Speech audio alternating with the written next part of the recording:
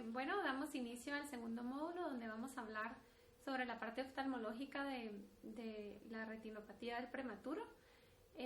Para iniciar, pues, ¿qué es retinopatía del prematuro? La retinopatía del prematuro es el crecimiento anormal y desorganizado de los vasos de la retina. La retina, pues, es el tejido nervioso que recubre el ojo por dentro. Este termina de desarrollarse cerca de las 40 semanas de embarazo. El impacto que tiene la retinopatía del prematuro, pues se sabe que la retinopatía del prematuro es la primera causa de ceguera infantil prevenible, ¿verdad? Existen estimaciones recientes sugieren que mundialmente hay cerca de 60,000 prematuros ciegos y solo Asia tiene pues el primer lugar, pero en países de América Latina pues tenemos más de 2.4 veces el riesgo de desarrollar ceguera secundaria a retinopatía del prematuro.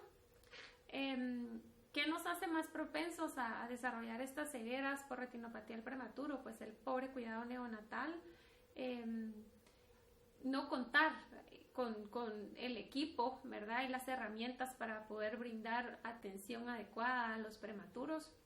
Y de igual manera que no existen los adecuados programas de tamizaje para la prevención de la ceguera por retinopatía del prematuro, el tamizaje, la evaluación oftalmológica, ¿verdad? O que existen programas pero que no son llevados a cabo de la manera correcta o adecuada, ¿verdad? En estos países es donde se ven prematuros que muchas veces ya no son tan pequeños, ¿verdad? Ni en cuanto a peso ni a edad gestacional, desarrollar enfermedades por retinopatía del prematuro bastante severas, bastante agresivas, con mayor riesgo de ceguera.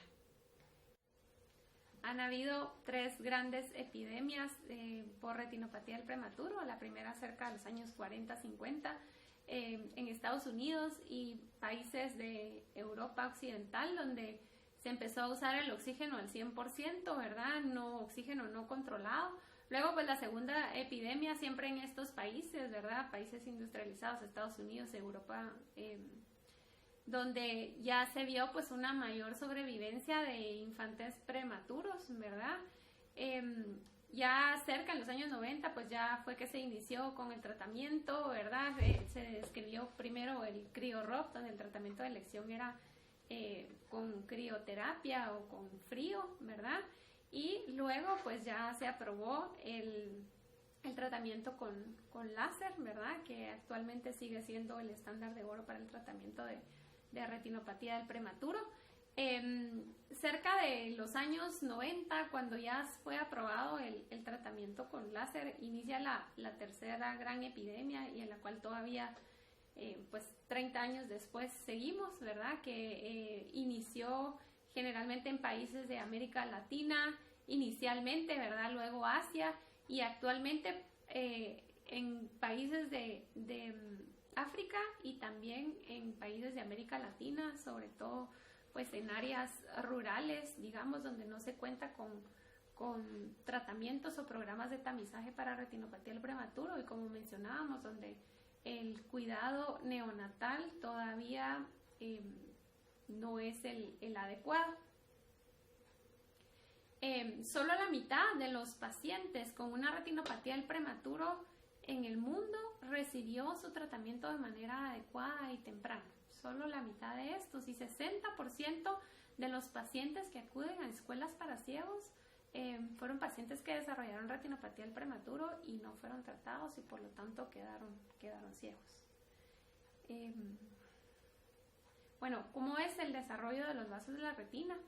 La retina inicia su desarrollo cerca de la semana 16 de cuando empieza con la formación del feto. Cerca de la semana 16 empiezan a desarrollarse los vasos a partir del nervio óptico y estos empiezan a crecer hacia la periferia, ¿verdad?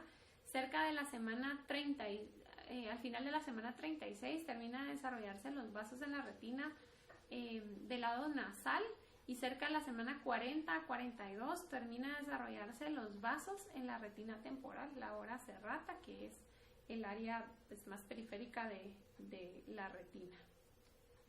En estas fotografías podemos ver en la fotografía de arriba cómo se observa una inmadurez de la retina, que es lo que evaluamos mediante oftalmoscopía indirecta, ¿verdad? O pues otros métodos de telemedicina, si así es la manera en la que se están realizando el tamizaje. Y en la fotografía de abajo que se puede evaluar pues una vascularización completa de la retina, que como mencionamos, esto se va a encontrar cerca de las 40 semanas de gestación. ¿Quiénes están en riesgo? Pues primero, como su nombre lo dice, están en riesgo todos los bebés prematuros, ¿verdad? Este es el requisito indispensable para que pueda desarrollarse una retinopatía del prematuro. Hay factores muy importantes además de esto, como el bajo peso al nacer, ¿verdad? Es un factor de riesgo bastante importante. Y además el uso de oxígeno, que se ha demostrado a través del tiempo que es el factor pues más importante que interviene en el desarrollo de la retinopatía del prematuro. Hay muchos otros factores de riesgo asociados y generalmente estos van de la mano con los cuidados neonatales deficientes, ¿verdad?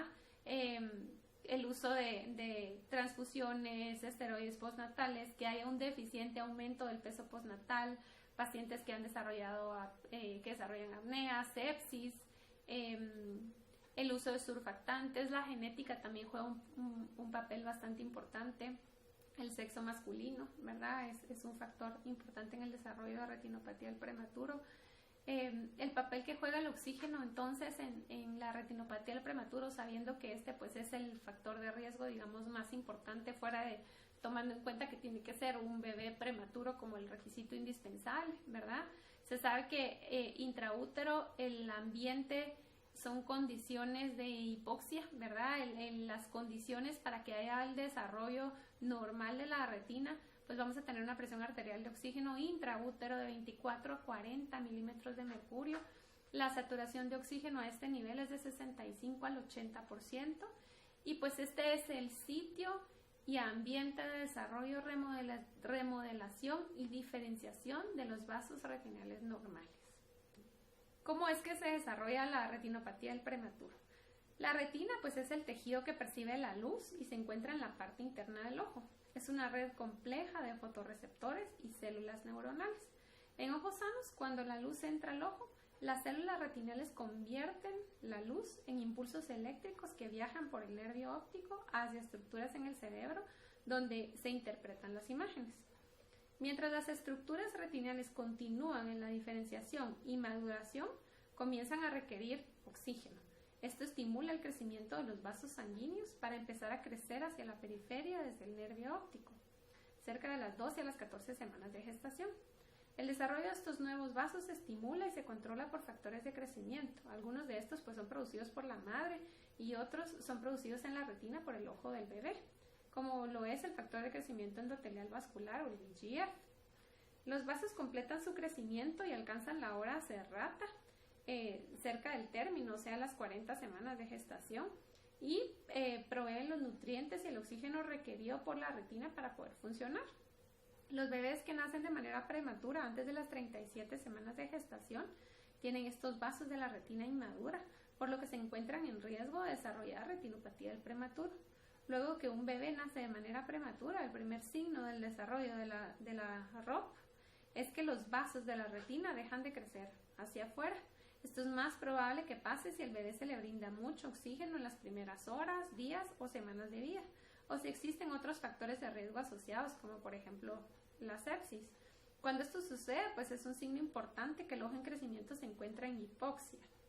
El tejido hipóxico estimula la producción de cantidades excesivas de factor de crecimiento endotelial vascular, el cual hace que los vasos retinales crezcan de manera normal, provocando entonces el desarrollo de retinopatía del prematuro, con proliferación anormal de los vasos de la retina, los cuales pues son frágiles, sangran muy fácil y crecen en diferentes direcciones. La ROP se desarrolla en el límite entre la retina vascular y la retina avascular en el área periférica. En cuanto a los mecanismos fisiopatológicos, se sabe que hay dos grandes mecanismos implicados en el desarrollo de la retinopatía del prematuro. La primera es que niveles altos de oxígeno en sangre causan lesiones oxidativas en el endotelio de la retina en desarrollo y por lo mismo pues esto lleva a muerte celular, ¿verdad? Y pérdida de vasos de la retina. Y pues existen estudios donde se está evaluando el uso de los antioxidantes, ya que estos podrían ser pues factores protectores para el desarrollo y la progresión de una retinopatía del prematuro. Y la segunda gran explicación o causa, digamos, en la fisiopatología de la retinopatía del prematuro es que se cree que hay una remodelación de los vasos de la retina, pues en respuesta al oxígeno. En el ambiente fetal, como mencionamos, ¿verdad? Las condiciones ideales para que se desarrolle una retina inmadura son condiciones de hipoxia, y bajo este ambiente se segregan niveles fisiológicos de factor de crecimiento endotelial vascular y otros factores de crecimiento, como el factor de crecimiento parecido a la insulina, ¿verdad? Al nacer de manera prematura, independientemente si este paciente requirió o no oxígeno, se encuentra en condiciones de hiperoxia, ¿verdad? Estas condiciones, esta hiperoxia causa una vasoobliteración, ¿verdad? Es decir, que los vasos se cierren, ¿verdad? Y al causarse esta vasoobliteración, pues va a haber una disminución de estos factores del crecimiento, como el VEGF, ¿verdad? Que es el que se ha visto en mayor relación con el desarrollo de la retinopatía del prematuro, pero también otros factores como el factor de crecimiento parecido a la insulina. Por secundaria a esta disminución de estos factores y la vasoobliteración que se causa, pues van a haber cambios en la retina donde se evidencia pues esta isquemia en la retina, ¿verdad? Y lo que produce como un efecto en rebote con aumento de estos factores que causa pues la formación de shunts de vasos, signos de isquemia como arborización de estos mismos vasos, o que haya como mayor ramificación de los vasos en la periferia, y general todos estos cambios que se dan, tortuosidad y dilatación vascular también, y generalmente estos cambios que se dan en la retina pues se van a dar entre el área que divide la retina ya formada de la retina avascular, ¿verdad? El 90% de los prematuros que desarrollan estos cambios, 80% generalmente van a tener una regresión de manera espontánea, ¿verdad? Y logrando obtener nuevamente niveles fisiológicos de factor de crecimiento endotelial vascular y regresión de la enfermedad.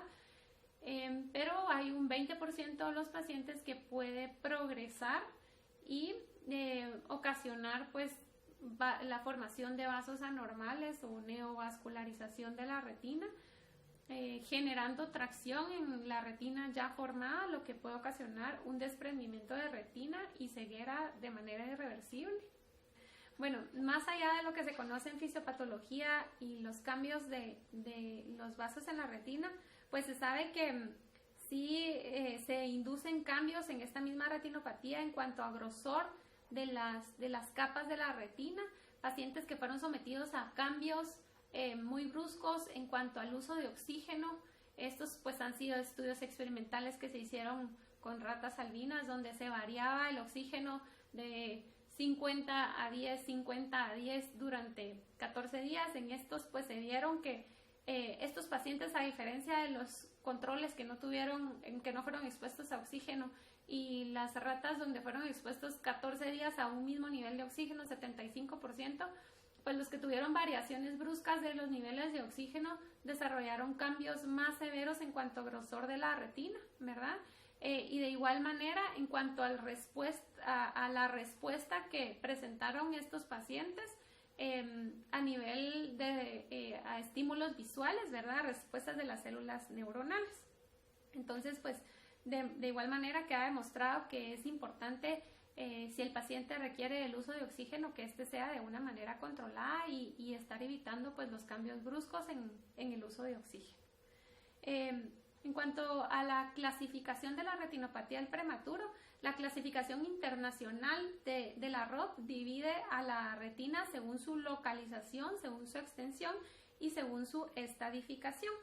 En cuanto a localización, la zona 1 de la enfermedad abarca el nervio óptico y 2 veces la distancia que existe desde el nervio hacia la mácula.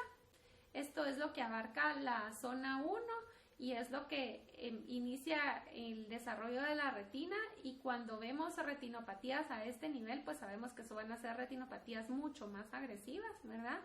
La zona 2 de la enfermedad abarca un semicírculo terminando en la retina nasal, ¿verdad? Que como hablábamos llega a desarrollarse hasta el final de la semana 36, y la zona 3 abarca esa semiluna de lo que queda desde el final de la zona 2 hasta la periferia o la zona o la hora serrata de la retina temporal. En cuanto a la extensión, pues cuando uno evalúa a un paciente y encuentra los hallazgos de retinopatía del prematuro, sirve para ubicarse en dónde está ubicada la enfermedad, guiándonos en base a las horas del reloj, siguiendo la circunferencia de la retina, y así podemos medir la extensión de la enfermedad. En cuanto a severidad, vamos a hablar de estadios de la enfermedad. El estadio 1 abarca una línea de marcación que divide el área de retina ya formada o retina vascular de la retina avascular. Se forma una línea que divide es una línea plana, blanca. En el estadio 2, pues esta línea ya la vamos a ver más engrosada y más levantada, y esta es una cresta, ¿verdad? Y el estadio 3, pues esta cresta ya se acompaña con la formación de neovasos, ¿verdad? O vasos anormales que empiezan a crecer hacia el vitrio, ¿verdad? Con tejido fibrovascular a nivel de la cresta. Generalmente, pues la mayoría de pacientes con un estadio 3 ameritan tratamiento, y dependiendo de la localización, muchos pacientes con estadio 1, estadio 2, incluso dependiendo si se encuentran en zona 1 o zona 2, pueden tener también indicación de tratamiento, cuando además de esto desarrollan otros signos de la enfermedad, como vamos a hablar específicamente hablando de la enfermedad plus. Bueno, el estadio 4, solo para terminar, el estadio 4 ya es un desprendimiento de la retina parcial. El estadio 4 se divide en estadio 4A y estadio 4B. Estadio 4A cuando es un desprendimiento parcial que no involucra la mácula, que es el área de visión central de la retina, el área más importante, porque es el área con el que enfocamos. Y un estadio 4B es un desprendimiento parcial con desprendimiento del área de la mácula, lo que pues una vez desprendido pues ya disminuye las probabilidades o el pronóstico visual del paciente. Estos pacientes pues el pronóstico ya es un poco más reservado, pero todavía puede ofrecérseles tratamiento, ¿verdad? Y un estadio 5 es un desprendimiento de retina total en embudo, puede ser estadio 5A o 5B. 5A es un embudo abierto, 5B es un embudo cerrado, ambos son de mal pronóstico porque ya es una retina que se desprende por completo y se pliega. Ya una vez está plegada, despegarla es muy difícil, las probabilidades de un buen pronóstico son muy reservadas, y de ofrecerle algún tratamiento quirúrgico al paciente pues también son reservadas. En cuanto a otros hallazgos de la retinopatía de retinopatía del prematuro, pues tenemos la enfermedad plus. Esta es la dilatación y la tortuosidad de los vasos en el polo posterior, y es la forma más extensa, y de la retinopatía del prematuro nos indica que es una enfermedad de mal pronóstico,